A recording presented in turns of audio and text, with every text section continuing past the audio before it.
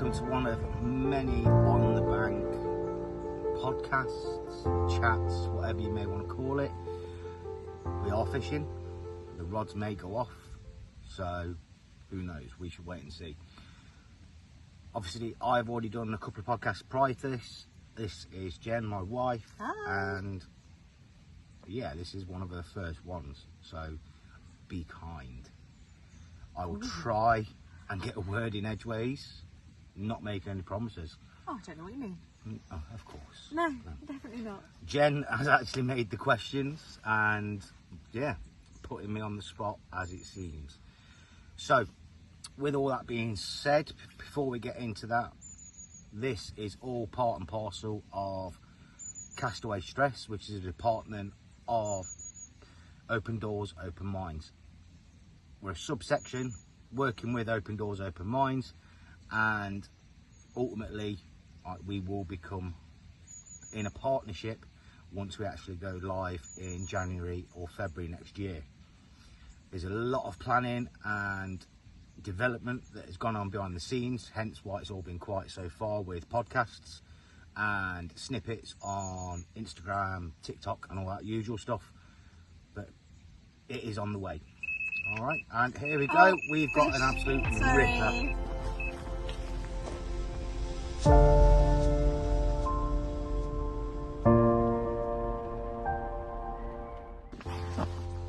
And we are back. Fish sorted, rod back out within seconds, another one. Pictures will be in, all right, and we will chuck them in and out and throughout this presentation, or talk, whatever you want to call it. So, over to the wife. Dun, dun, dun. So, first question Well then, is, where are we and what are we doing here? so, well, bit of a surprise, wasn't it, for the kids? Yeah, it was. So, we booked holiday, camping holiday. Looking forward to going camping. Kids absolutely love it. Parents were down here before we was, week before. Weather's horrendous. Oh, it's not too bad. I mean, it was supposed to rain. No, it was week. horrendous when my mum and dad were here. Oh, yeah, no, it was last week. So that kind of prompted the decision to change what we was doing, wasn't it? Mm. So we ended up getting a caravan. Luckily we can bring the dogs as well. So it's the two of us, the three kids and the dogs. And the purpose behind it, especially with where we are, it's a bit of a network meeting and looking to speak with the owners in relation to utilising the venue. So Penrose Farm itself is a family run business. Lovely family, got to know them quite well over the time that we're here. One of the nice things is when I used to actually be based down here, I fished here before, and when I went in, first thing the woman said was, "Oh, I recognise you." Everyone always recognises you. You've got one of them funny faces. I know. You either love me or hate me. I'll leave that up to you. However, that being said, they've given me permission to do a load of filming, photos, you name it. The only thing that we can't actually use is the drone, and that is because we are next to an active airfield. So no drone shots, unfortunately. So any overhead shots that we're going to be getting, it will be from Google Earth. So we don't know how up to date they will be. So far with the networking, it's gone really well. The owners, the family, they are well up for helping us out. I've got another meeting or so with them later this week to go over and finalise what we can and can't do, the day or the dates rather, the months we can and can't use, and potentially talk to them about another project that Open Doors, Open Minds are doing, which is all about getting the homeless off the streets in the colder months. Oh, brilliant. So, fishing aside, there is a much more important part of it to why we're actually here. The fishing itself is amazing. I'm yet to get into any of the originals. I am at the minute pasty bashing, being plagued by the stockies. So feed them off, and hope the big ones come, because they do go into the. He was saying that there was 30s in all of them now. Yeah. So there's 4 lakes on site, only 3 used for fishing. And yeah, we'll get some overhead shots and some stills put into this at some point later on. Brilliant. So now we're going to look at some mental health questions. Okay. So, your mental health journey, how do you think it has influenced not only your career path, but things in your everyday life, as in goals for yourself and things that you want to achieve? Ooh. That's deep. Yeah. Very, very deep. Where to start? And what about starting with career? How has it changed your trajectory of your career and where you're going? Well, taking into account, I've done 20 years in the RF Regiment as mortars, machine guns instructor, phase 1 instructor, phase 3 instructor. My entire life, as you well know, Yeah. was military throughout. Due to mental health and physical injuries, that has now come to an end.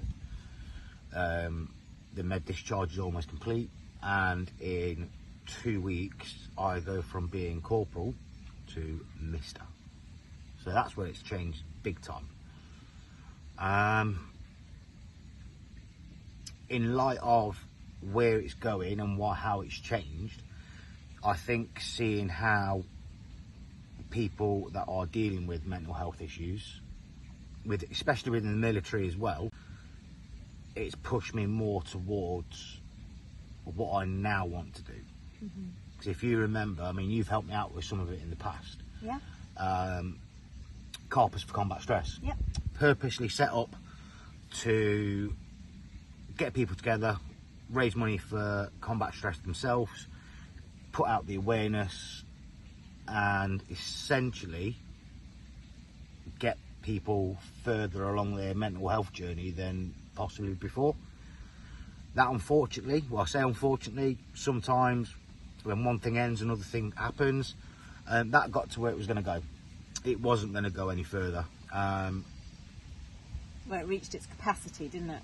Yeah, it was becoming, dare I say, easy. What was taking me 3 to 4 months to organise in the first place was taking me 3-4 days in the end. I needed a bit more of a challenge. Yeah. To keep myself occupied. Because if I'm doing something for someone else, I don't think about myself. Which is the easiest way to explain it. Okay. So with what I'm now doing with Scott from Open Doors, Open Minds, he's thrown me in the deep end. Let's face facts. He's not gone, right, can you swim? He's just gone, right, thrown in, let's go. I've set up a sort of full fishing department. I'm still currently working on the programme itself to how we're going to utilise it from a complete non-angler through to an experienced angler. I'm in talks with multiple venues and difficulty levels of lakes to see if we can actually utilise them, take people there. But it's not going to be turn up, do your watercraft, get the rods out, sit in your bivvy and fish. It's much, much more. We are looking at doing peer-to-peer, one-to-one, group sessions, and getting, if need be, psychiatrists and therapists on the bank with us at the same time. So it's all going to be encompassed into one big ball under one umbrella to get everyone outdoors doing something and getting the help they need or deserve. So it sounds like you almost have gone through some massive adversity to come out the other side with, well, I suppose with a passion and a purpose. Do you feel that if you hadn't had those challenges yourself, it would be very, very different? To a well, massively, yes. But you live with me. You married me. I do. I did. So yeah, we met obviously when I was still having treatment, and then the treatment stopped. We're now waiting for treatment again. You didn't only just take me on, you took my 3 children on.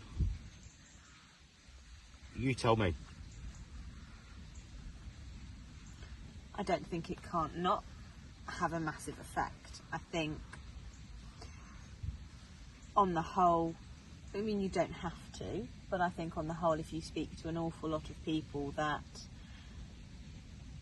help people with mental health, there is a personal connection that they have to it. And it seems that that journey of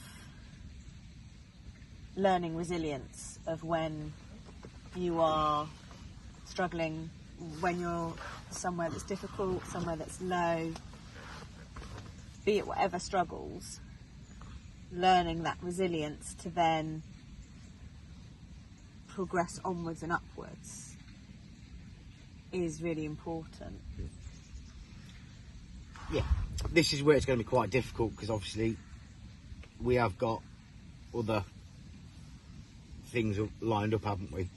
So even though I've just put you on the spot massively, there's podcasts coming up with Scott himself and Jen about what it's like to live with me. Well, not just me, an individual that is dealing with complex PTSD and physical injuries. But yeah, that will be discussed at a later date. But going back to where the career is now going, obviously I've been in an instructional role for what, 8-9 years. So very, very good at being bossy and telling people what to do. I may wear the trousers, however, I get told which one. I may wear the trousers, but I get told which ones I'm wearing. So if you believe the fact I'm bossy, yeah, wife may say different. So, but going back to where the career is going and how it's going to progress. That's definitely another fish. And there's another fish on the go, and I've just flicked them into open water, so they didn't go off. Right, back shortly.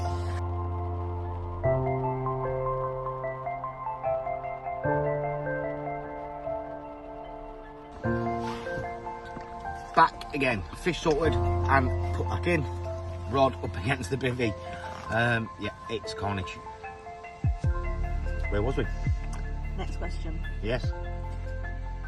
How important, in your opinion, is structure and routine in regards to assisting manage mental health? Having structure and routine is everything. Okay. You need to enable someone to get used to that routine, and having that solid structure within that routine is paramount. So if someone is struggling and they would maybe describe themselves as not someone that is a routine person, they're more a go with the flow person, would your recommendation be that from a mental health point of view to try and help with that, seeking some form of routine and structure will help? Yes, well, definitely, because I mean, if you look at it, everyone at some point throughout the day has routine. Yeah. From waking up, making the bed, having breakfast, coffee, brushing your teeth, having a shower, it's all done in a set order. You look at home with us. Yeah. you definitely. get up well before me. 7:30-ish, 7:30, you can wake me up, and that's purely down to obviously the medications. I have a coffee. I wander around like a zombie for half an hour. Once I'm awake, it's obviously the kids are up, we're sorting the kids out, and then it's have a shower and start the day. But without a structure, we've got a structure that works for us. What would you recommend to someone that hasn't got a structure and can't get up in the morning and can't do those things?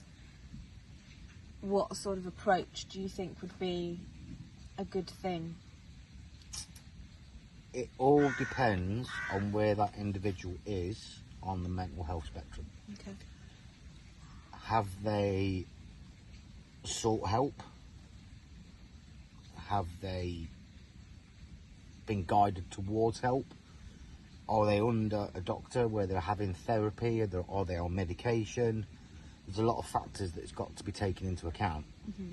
If someone is struggling to get out of bed, someone needs to be, someone or something has to give that person the oomph to be able to get out of bed. I was in that position where I didn't want to get up, didn't want to do anything. I've now got, well, I've had him for 3 years, my assistant's dog. Winston. He will be on later episodes. And as an 8-week-old puppy, when I had him, I couldn't leave him downstairs, or I had to get up because I had to let him out, which became routine, which became part of the structure. Getting up, letting him out, giving him his breakfast, getting ready for work, and then obviously carrying him into work initially. But then when he was once he had all his jabs and he was able to go outside and walk properly and everything, we'd walk to work. It was all part and parcel of that structure and having a reason to get up in the morning. So it's just finding that one thing. That's all it takes. One thing. It could be something so simple. And then it creates a snowball effect. Yeah. And then one thing leads into another, then another, and before you know it, you've given yourself a full daily structure and a full day routine, which you then just hit repeat the next day.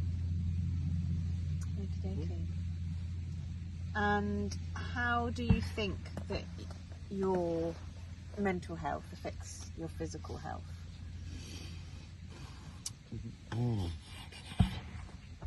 It can go one of two ways. Mm-hmm.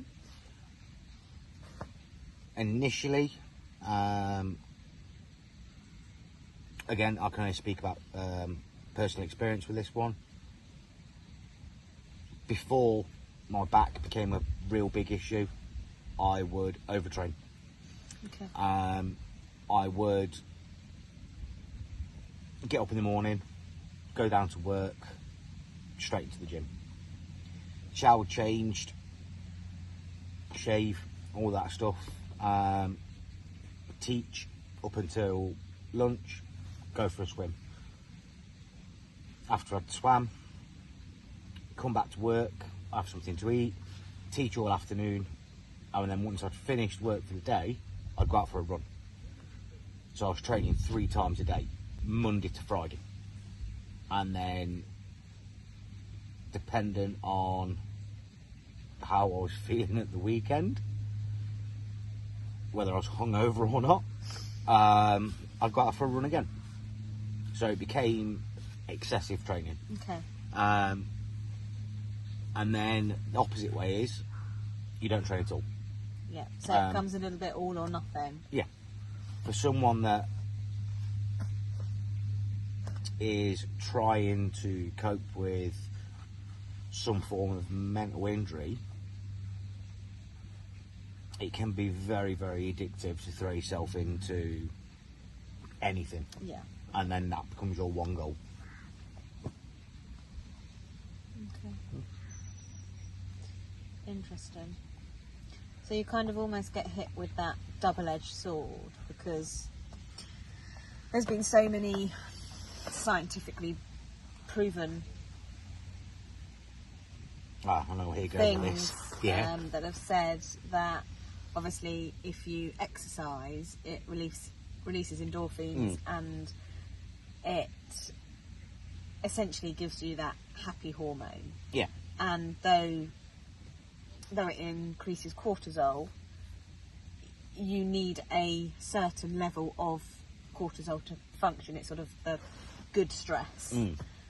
And that exercise is so good for mental health, but obviously it's quite hard if you haven't got that that get up and go to do it. Yeah. Well, again, if you look at it from another point of view, if you was, and I can, not that I'm going to speak for him, but I can pretty much guess what he's going to say. If you was to ask Scott that same question, he does CV in the morning to start his day, and then in the evening he will weight train. Yeah. Because obviously he's big into his bodybuilding. Yeah. That's his go-to method for handling and dealing with any form of stress, and whether his head's in the right place or not. You've openly said to me that I'm a all or nothing kind of bloke. 100%. It's very irritating. But then, even with that, it has brought frustrations into the household. Well, I suppose as well it's that mentality of the fact that it almost goes a little bit deeper than that, because you were in the military and you had to train, you had to be fit, you had to be ready to fight and go. It's then building up that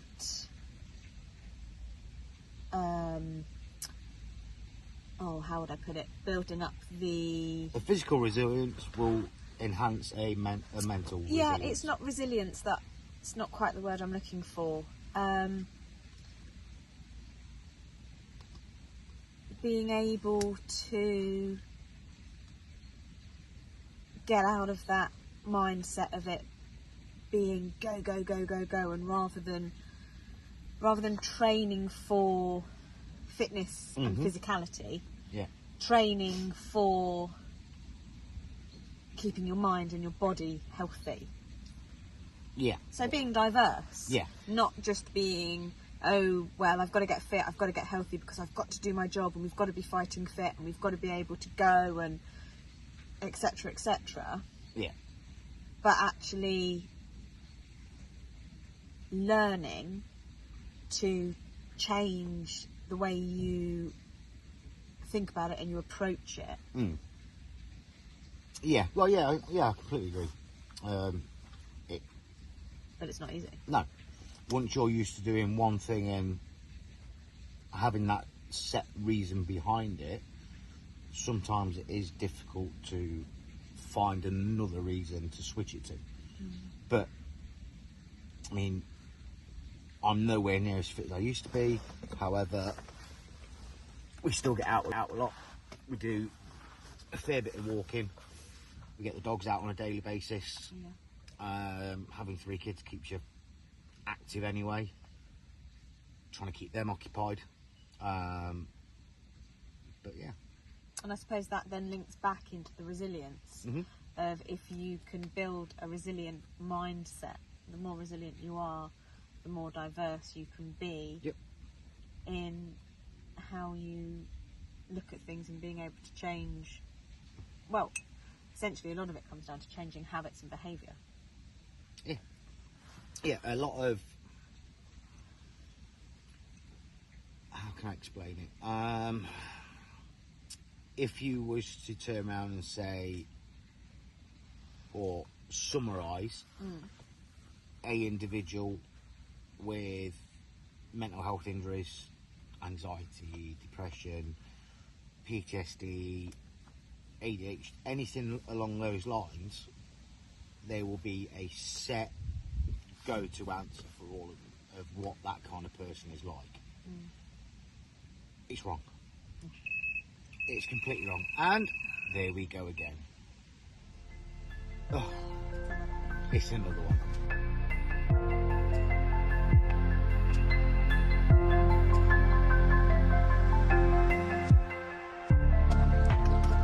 So what we've established from that is that it is important for, and I think you'll agree with this, not just people that are suffering with their mental health, but for anyone, to be able to adapt and change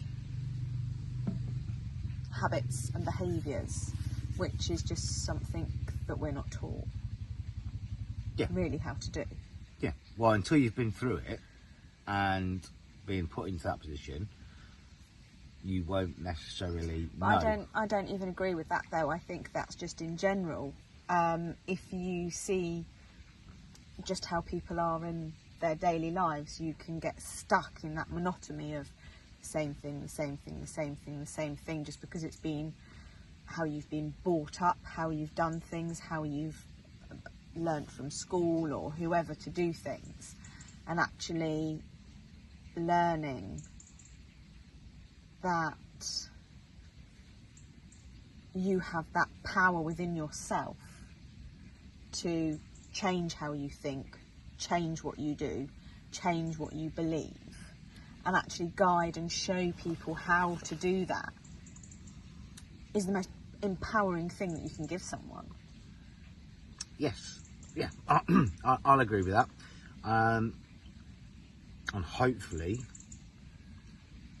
with the package that something we can teach people. Open Doors, Open Minds is putting together with all the therapists, the PTs, the float tanks, the football, the fishing, especially the carp fishing, which obviously I'm running. That will teach people how to do that and give them the skill set and the tool set to make those changes or make those harder decisions easier to make. Yeah. However, on that end, we're going to leave it there. We are indeed. And I'm pretty sure the wife, me? yes, you, yes, will have more questions prepped for next time. Yes, and indeed. Will surely put me on the spot again. So what are we thinking about next time then? Questions about?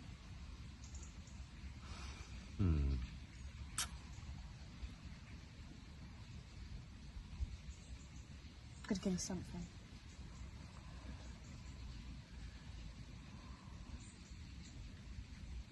Well, we'll start it off with signs and symptoms of the stages of needing that early intervention. There will be a reason behind it, which you'll find out in the next one. And then as we go into it, we will take it from there. Okay, sounds good. Wherever that rabbit hole leads to, we shall go. Yeah. Happy? Yeah, sounds like a good idea. I should get my thinking cap on. Don't think too hard. Might hurt. Exactly. Right. So, from Penvose Fishery, see you next time. Bye.